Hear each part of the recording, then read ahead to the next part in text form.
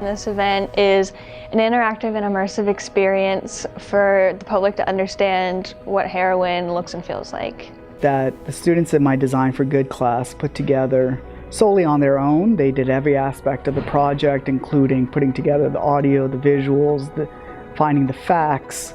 And this is a project that hopes to end the stigma that surrounds a heroin user or an addict, and hopes to open up the minds of those that are viewing and experiencing this project.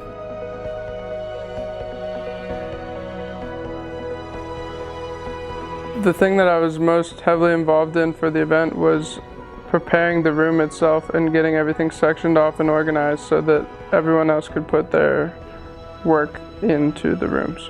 While I was a project manager, I was also part of Room 2, which is the living room setting. So I worked with some video that people can see on the TV, and it's just like a bunch of home videos clipped together with some news stories about the health crisis.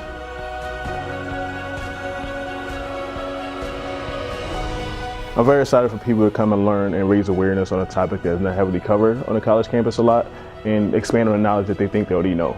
I think it'll be very cool to people to get a chance to experience. There are several organizations that people can go to and donate in general, such as Lancaster Joining Forces and opioidaware.org, and there'll be several others that'll be present. I think there are numerous community-based organizations that people can volunteer at.